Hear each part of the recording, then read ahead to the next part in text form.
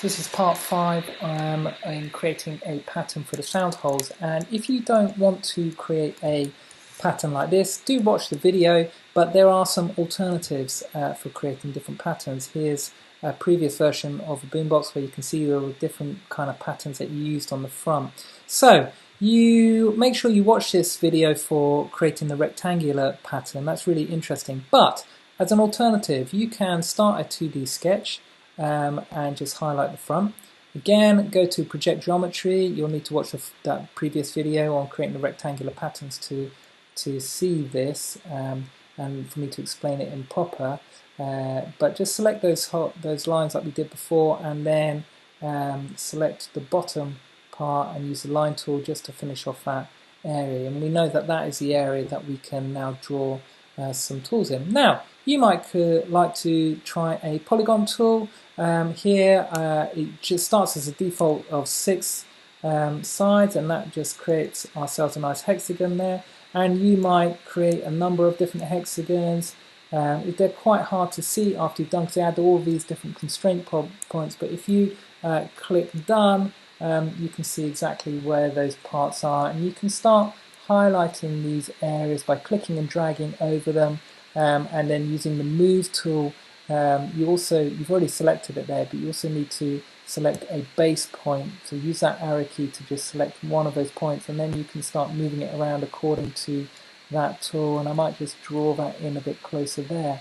Okay, it might not be, you might want to put lots of hexagons in. It might be that you actually want to do 5 sides, so you can change that number to 5, and then create yourself a kind of a 5-sided shape there instead, and you can repeat that pattern, or even 9 sides. So pentagon, or I don't even know what the name is for a 9-sided shape, but there you go. Escape to get out of that tool. There are other shapes that you could use. For instance, there are slots, so you could create yourself a slot coming up like this.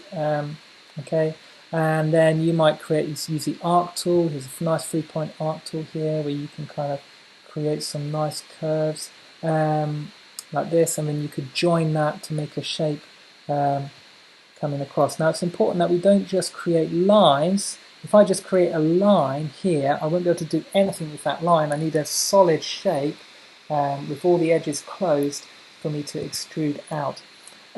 You might explore with an ellipse tool like this. Okay, that just brings a nice oval kind of shape.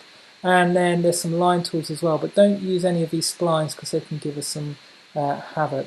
Now, as you can see, I've still got this line here, so I'm just going to kind of close this line shape off like this. And it's important, if you've got 2 shapes like this, you might decide that you want to also trim those edges. So if I zoom in, you might just trim those edges so that it makes just one shape like that. And you can see I've still got a little area here, so I'm just going to trim that line off. So you've got no kind of extra lines.